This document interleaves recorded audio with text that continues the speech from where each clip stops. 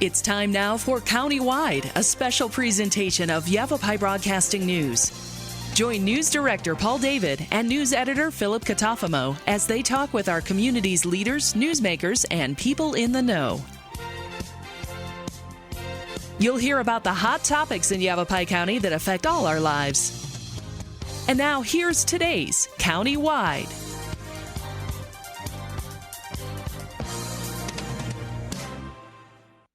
Welcome to Countywide. I'm Paul David. As always, it is great to have you in studio with us today. Joining me on the phone is Prescott National Forest Fire Staff Officer Jeff Andrews. We're going to get a rundown on how things are going on the Prescott National Forest as wildfire season really starts to ramp up for us. Hello, Jeff.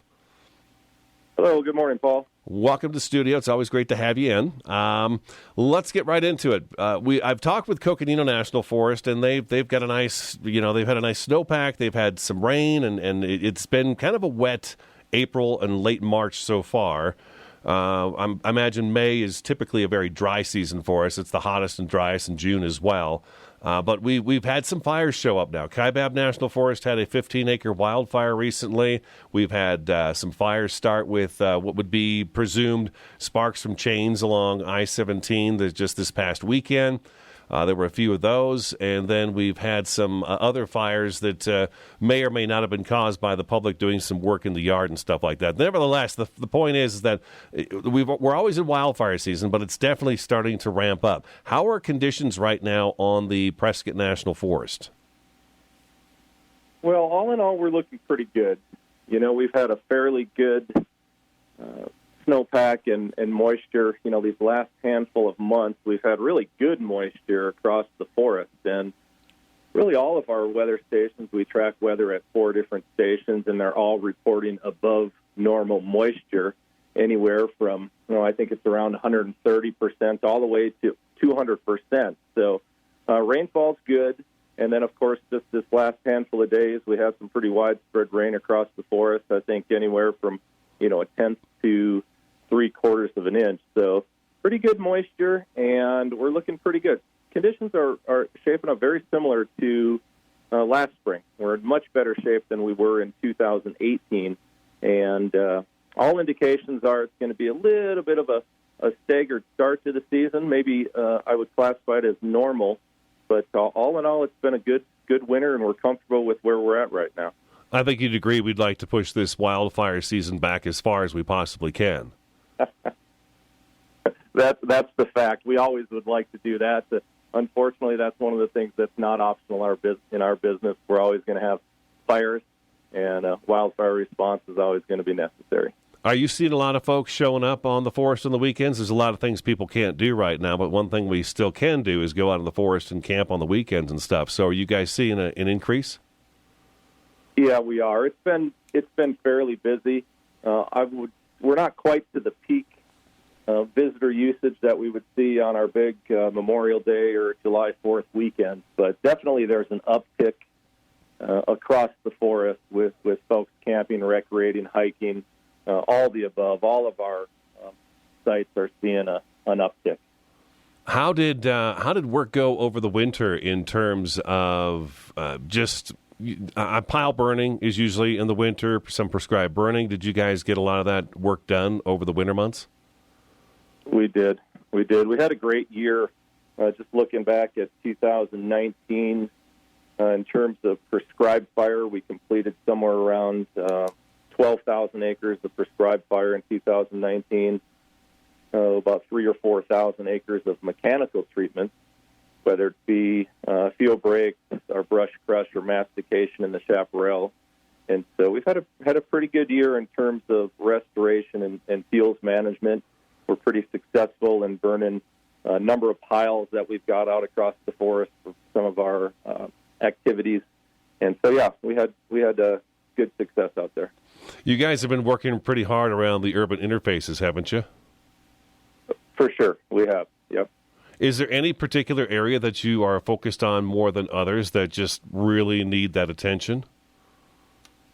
Well, I don't think any one area really stands out in my mind. Across the forest, we got so many areas that need attention, and instead of one area, it's more like a dozen or 2 dozen areas with interface and the growth that we've seen in the greater Prescott area and really across the county, we've got a whole handful of areas that we're working with local communities and cooperators to design and implement fuels treatments there. So it's pretty widespread, our efforts. How about Firewise communities? Those have been on the increase over the past several years. Yeah, they certainly have. You know, the Prescott Area Wildland Urban Interface Commission, I think you're probably familiar with that. Bob Betts and so many others do just a fantastic job. It's a group of citizens, volunteers, business leaders. You know, we've got a bunch of federal, state, local agencies that are participants there, and they've done a fantastic job. I don't know what the number is at this moment in time. I want to think we're somewhere around 40, maybe 45 designated Firewise communities in the greater Prescott and really countywide area here. And that's right up there, I would say, maybe even more so than anywhere else in the country. So they've done a fantastic job. That group has been in existence since, I guess it would probably be the late 80s or early 90s. And so they are constantly pushing the message, educating folks. They meet once a month, and I show up to those meetings there, and it's a full house just about every month. They generate a lot of interest, and they do a ton of good work out there. That's really good. That's really good to hear. Very good to hear. With the spring being as wet as it is, it actually has been a pretty nice wet spring. I've been kind of surprised, and temperatures actually have been kept pretty cool too. Are we concerned that like monsoon wasn't all that great last year, but the spring rains have been? So either we have the monsoon last year, which brings up a lot of growth in the fall that, of course, dies off and lays down, and then we've got the new growth in the spring. Are we concerned about grasses? Are we going to have a lot of that going on? And that's a big potential fire danger. Yeah, we're very concerned about that. You know, the moisture is really a double-edged sword for us. I mean, the one thing that's certain is this is the desert or the high desert, and it'll eventually dry out. It'll get hot. And really every summer, regardless of snowpack or winter moisture, we're going to have the conditions necessary to support large and really devastating wildfires. And so we are growing a lot of grass. I think when you look at some of the lower countries in the Verde Valley, the southern end of the Bradshaw, central Arizona, and really even southeast Arizona, come June, there's a higher potential for wildfires in those particular areas. And so we've still got a little bit of time for our grasses start to fully cure, but I would expect we'll see quite a bit of activity down in the Verde Valley along the roadsides, Interstate 17. And so we're keeping a close eye on the grasses and when those are going to cure. And it's certainly on our radar. And probably our biggest concern for wildfire this summer is at that. What's the current fire danger on the Prescott National Forest? Now, right now we're low. We're in a preparedness level 1, and it's teetering on moderate. That moisture that we had a few days ago certainly helped us out. But I would think down in the lower valleys and basins, it won't be but a week or so, and we're going to be in the moderate category. It's those winds, those spring winds. Well, for sure. I mean, that's the one certainty in it. In Arizona here is we always get the spring winds, whether March or April, and it certainly drives the fuels out and creates a few problems for us. All right, let's take our first break. We're sitting down with Prescott National Forest Fire Staff Officer Jeff Andrews, getting an update on how things are on the Prescott National Forest. This is Countywide. Stick around. We'll be back in just a couple minutes.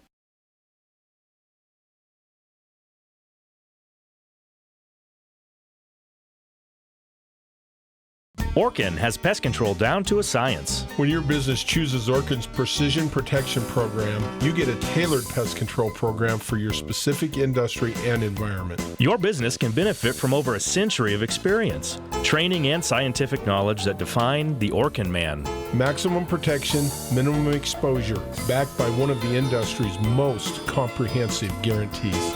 Choose your locally owned and operated Northern Arizona Orkin and get more than an exterminator. Get an expert. Award-winning Soundbites Grill is an entertainment restaurant located in uptown Sedona at the Hyatt Pinion Point Resort.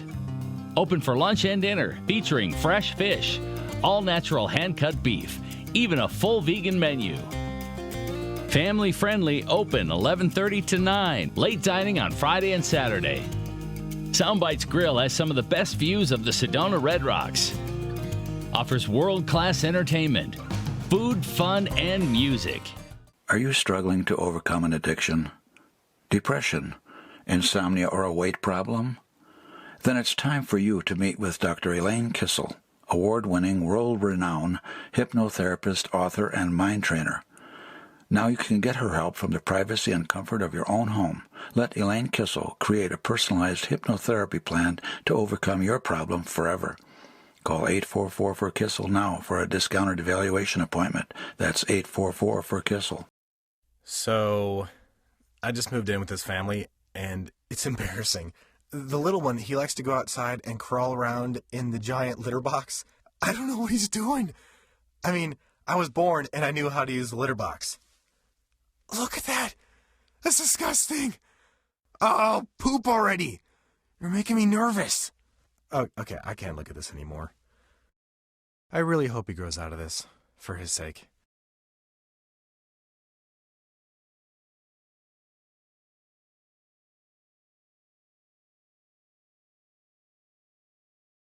Welcome back to Countywide. I'm Paul David, Prescott National Forest Fire Staff Officer Jeff Andrews joining me on the phone this morning for our Countywide program. Let's talk about fires. Have we had fires this year so far? It's been a pretty quiet year. Looking at the statistics for 2020, we've only had 4 fires year-to-date for less than an acre, so it's relatively quiet. We are starting to see a little bit of an uptick in abandoned campfires. We're right around 10 abandoned campfires across the forest. So things are starting to pick up. And just for the listeners, about a 30-year average when we look at fires across the Prescott National Forest, we average about 80, 85 fires a year, totaling for just over 5,000 acres. So it's a little bit of a slow start, but it's starting to pick up a little bit. Well, what should we be doing with those campfires? Well, definitely with all the things that are going on in the world, we're starting to see some more visitors across the forest, and with that comes campfires. And so we ask folks to really be careful out there. You want to have a responsible adult in place. You want to make sure that you're picking the right location, make sure that it's even permissible to have a campfire in that location. And obviously you want to clear an area, make sure you're attending to those fires. And always have the proper tools on board. So you want to keep shovel, water, and you want to ensure that it's attended at all times. And please don't leave until the fire is completely out. Make sure you're using the water, stirring it up, feeling it with your bare hand, and making sure it's out before you leave the campfire area. I guess the phrase we were using, the slogan we were using, I want to say just a couple of years ago, but it's probably been more than that because time slips by me so fast. But the know before you go. You mentioned that closures and restrictions kind of they vary throughout the state, just like our weather does. Southern Arizona could be sunny, but it could be snowing a foot of snow in Flagstaff.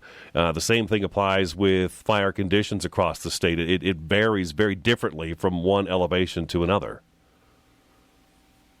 It does. It does, and the one thing that is pretty common here in our part of the world is fire restrictions.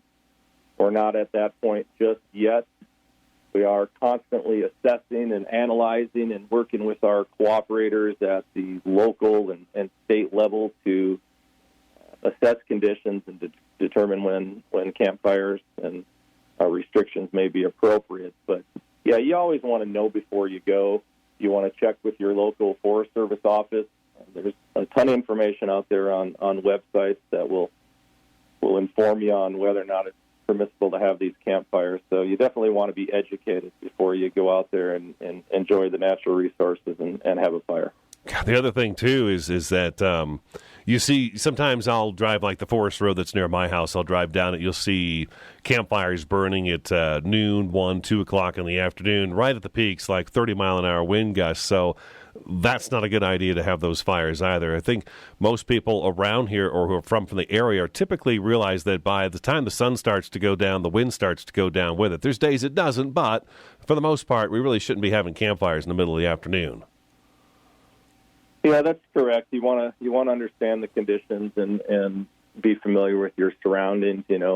Aside from know before you go, you're familiar with the One Less Spark campaign. It's a campaign that's been with us, maybe for 10 or maybe even 20 years now, and it focuses on eliminating that one spark that could cause a fire.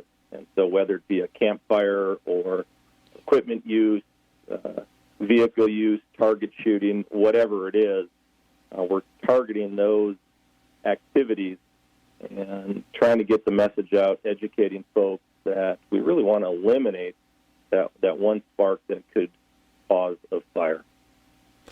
Defensible space. It's very important to have it around your home. I think we've talked about this over the years that if there's a wildfire approaching, say, my neighborhood, typically, I'm not quite sure how it all works for you guys, and you can explain that for us. But if you come up to my house and you see that I've got the debris cleared all the way around, there's no leaves up on the roof, and things look pretty ship-shape and tidy. The grasses are low, the trees are cut up, so there's no ladder fuels, and things look good. That's pretty beneficial to a fire crew moving through a neighborhood that's being threatened by a fire. Is that right? Yeah, it's certainly helpful for us.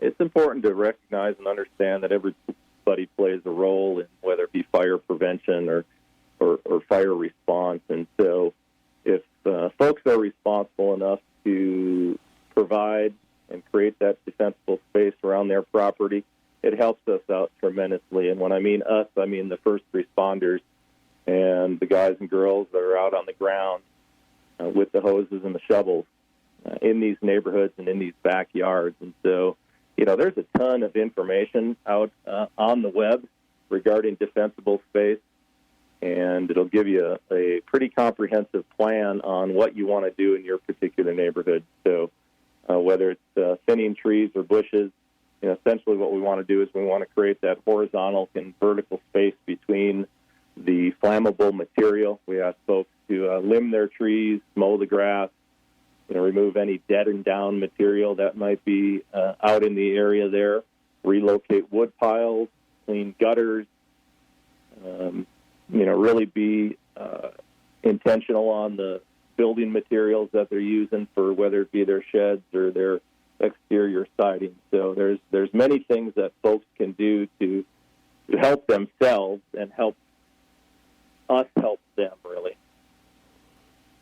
Are we gearing up for wildfire season? Seasonal employees, aircraft, all that? Yeah, we certainly are. It's a very busy time of year for us. We're onboarding many of our temporary employees right now. So across the forest, we have somewhere around 50 or so temporary employees that would be onboarded at this time of year. All total, we have something around 100 employees in our fire management organization on the forest. And so those folks are getting briefed and preparing for the upcoming season. Very busy with classroom and field training this time of year. Of course, we've got our physical testing, our work capacity test, where folks are going through that. There's many coordination meetings and conference calls that we're having with our partners and cooperators, whether it be at the state or local level. And, of course, we're finishing and finalizing some of our plans. And then we have a number of drills that we do this time of year. So very busy time of year for us in preparation for the upcoming season. All right, let's take our second break. We're sitting down with Prescott National Forest Fire Staff Officer Jeff Andrews. He's giving us an update on the Prescott National Forest and, of course, the wildfire season, which is upon us. Stick around, Countywide, back in just a couple minutes.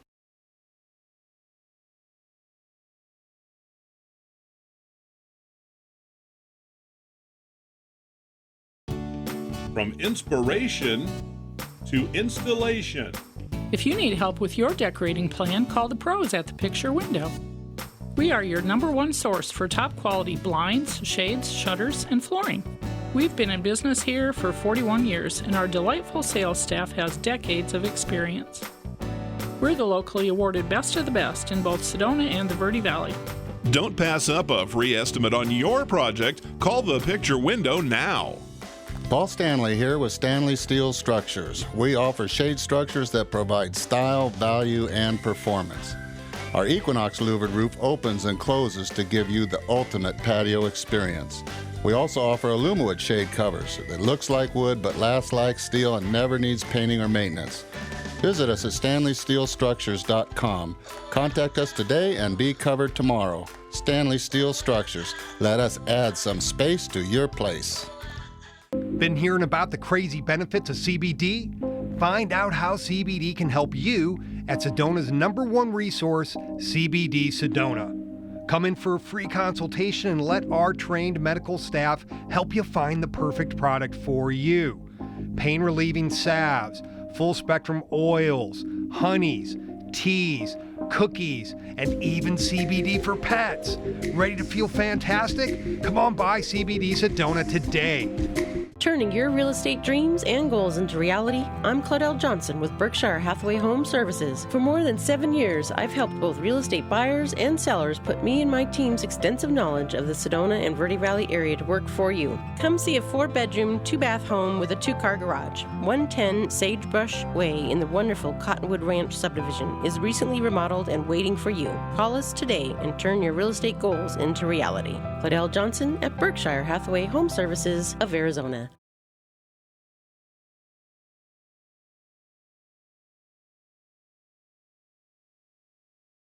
Welcome back to Countywide. We've got just a few minutes left in the program, talking with Prescott National Forest Fire Staff Officer Jeff Andrews about the Prescott National Forest and how conditions are, and of course gearing up for wildfire season. We talked about the seasonal employees, Jeff, but how's the air support? Has that arrived in the state?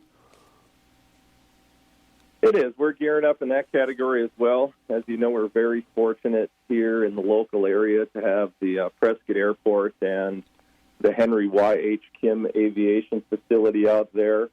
And what we've got out there is we've got our Prescott Air Tanker Base. We've got the helicopter base where we host a Type 3 helicopter, and that's got a crew of 10 people on there. And then, of course, we've got a number of miscellaneous light fixed-wing aircraft that come in and out of the center throughout the summer. So we're very fortunate to have that facility here. And then, nationally and regionally, we have access to a much larger pool of aviation assets. And so, across the country, we're going to have somewhere around 35 or so large air tankers on contract this year. And I think the number's somewhere around 200 helicopters of all various types, whether it's the very large ones, Type 1 helicopters, we call them, all the way down to the smaller Type 3 helicopters, of which we host one here at the Prescott Airport and the Prescott Fire Center. So we're in good shape with those contracts and those assets, and they provide a tremendous benefit to us throughout the course of the summer. All right. We one other thing we want to do, we want to make sure a couple of things, actually. Regionalinfoalert.org is a good site to go to, regionalinfoalert.org. That's emergency management. Is that right, Jeff? Yeah, filters through Yavapai County Emergency Management. Ron Santum over there runs a fantastic program. On that site, you can learn a couple different things. Of course, we've got the Ready, Set, Go, which describes the evacuation levels that we use, that the Sheriff's Office uses here in Yavapai County. And I would suggest folks get familiar with that site, get familiar with those levels, and make plans within their household and their families. And then also, you'll find a link on that page where you can sign up for a program called Code Red, basically an emergency notification system. And it's a system that you can sign up, phone, text, email. And if there's emergency, time-sensitive information that we need to get out to you, that's a way that you'll be able to get that in a timely manner. So it's an excellent program, and the county does a fantastic job of managing that program. One more question for you. We're going to go a little bit long with this one, but I forgot to ask you earlier. We've had some issues with drones during wildfires. Talk about that, if you would, for about a minute. Yeah, you bet. Drones create a significant problem for us, especially in airspace management. And so any one of our wildfires, we might have 1, 2, 3, even upwards of 10 aviation assets in the air. And so if we've got a homeowner person out there flying a drone, it basically shuts our airspace down, and we can't afford to have that happen. So please stay out of the fire traffic area with your drones. Make sure you're informed, and if you see aviation activity, I would suggest keeping those things grounded, because it really does bring things to a grinding halt for us, and we just can't afford to have those aircraft grounded, especially in an emerging wildfire incident. All right, yeah, we can't forget there's people on the ground they're protecting as well. So, all right, that's all we have time for. Jeff, thank you very much. Thanks for having me today. Appreciate it, Paul. That is Prescott National Forest Fire Staff Officer Jeff Andrews. I'm Paul David. That's today's Countywide. We will talk to you again next time.